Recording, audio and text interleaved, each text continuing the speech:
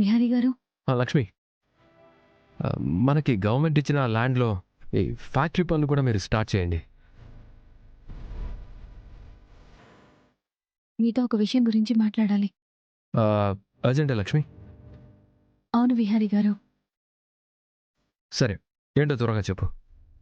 విహారీ గారు, నాకు ఈ ఎండి పోస్ట్ వద్దు.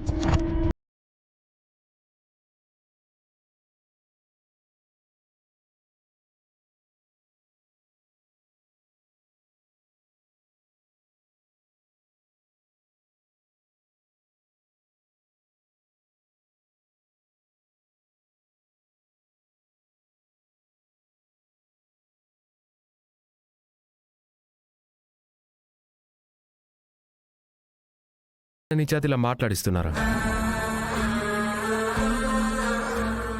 తన చేత మేము బలవంతంగా ఆ మాట అనిపించామని నీ డౌటా విహారీ? మాకంత అవసరం లేదు బావా. విహారీ గారు, ఎవరూ నా చేతి ఈ మాట అనిపించట్లేదు. నా అంతట నేనే ఈ మాట చెప్తున్నాను. ఎందుకు ఈ నిర్ణయం తీసుకున్నావమ్మా? సహస్రమ్మ ఆ రోజు చెప్పిన మాట నిజం. ఇలాంటి పెద్ద పోస్టులకి పెద్ద పెద్ద యూనివర్సిటీల్లో చదువుకున్న వాళ్లే ఉండాలి.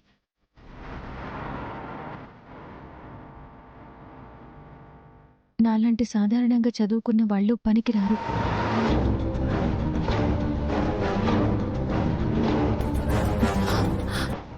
బహుశా నా ఇన్ఎక్స్పీరియన్స్ వల్లే నేను ఆ రోజు పొరపాటు చేశాను. ఒక విధంగా నా మీద మీరు పెట్టుకున్న నమ్మకాన్ని నేను నిలుపుకోలేకపోయాను.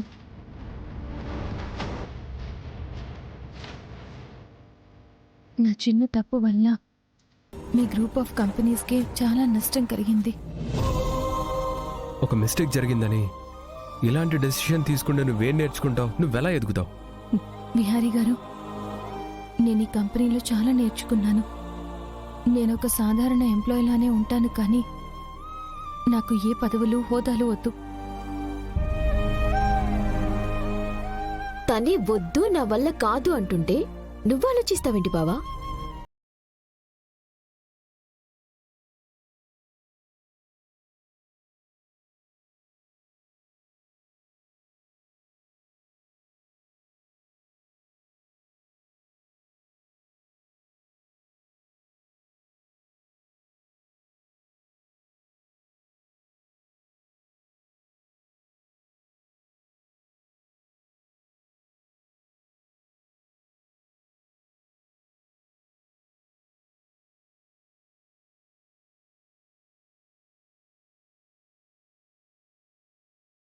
ఓకే కదా? తను చెప్తే తీసుకోవడం ఏంటి బావా? నీ కంపెనీలో నీ భార్యని ఎండీ చేయటానికి కూడా వేరే వాళ్ళ రికమెండేషన్ ఉండాలా? ఇప్పుడు తను చెప్పిందని కాదు. తన ఎండీ పోస్ట్ వద్దనుకుంటే తన తర్వాత ఉంది నువ్వే కదా. మీరిద్దరే కదా ఎండీ పోస్ట్కి పోటీ పడింది. తను చెప్పిందనో నేను నిర్ణయం తీసుకున్నానో కాదు. నువ్వు ఎండీ పోస్ట్ తీసుకుంటావా లేదా చెప్పు.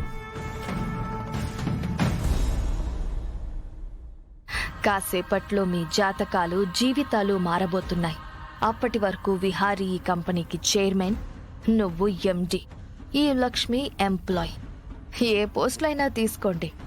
ఆ తర్వాత నేను ఆడే ఆటలో మీ పోస్టులు సీట్లు అన్నీ పోతాయి. నా సింహాసనమే మిగులుతుంది. సరే బావా. సార్, బ్యాంక్ నుంచి ఫండ్స్ ట్రాన్స్ఫర్ అవుతున్నట్లు మెయిల్ వచ్చింది.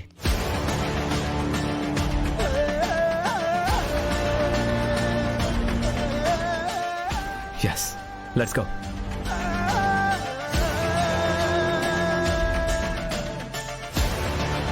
ఇదిగో అయ్యా, ఈ టాబ్లెట్ వేసుకో.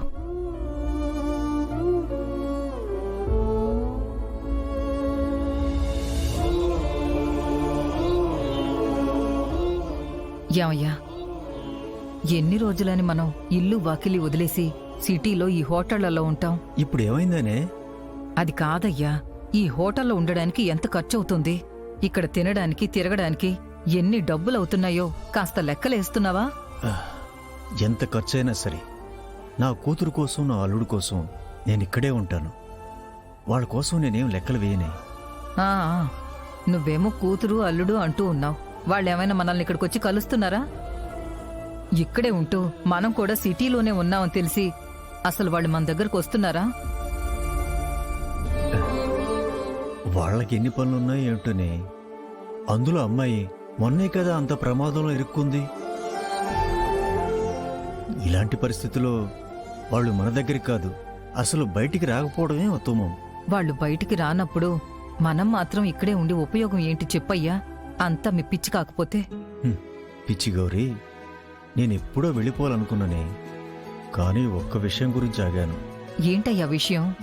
మర్చిపోయావంటే మన అమ్మాయి పెళ్లి రోజు రాబోతుంది. అవునయ్యా, నాకు గుర్తుంది.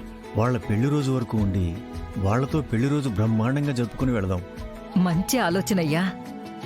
పోనీ అల్లుడు గారిని అమ్మాయిని మన ఊరికే తీసుకెళ్ళి అక్కడే అమ్మాయి పెళ్లి రోజు వేడుక ఘనంగా చేసుకుందామా? వాళ్ళకు కుదరాలి కదే, ఎందుకు అమ్మాయి వాళ్ళని ఇబ్బంది పెట్టడం? అందుకే మనమే ఇక్కడుండి అమ్మాయిని అల్లుడు గారిని ఒప్పించి వాళ్లతో పెళ్లి రోజుని జరిపిద్దామే. సరేనయ్యా, అంతా నీ ఇష్టం. అలాగే కానివ్వు.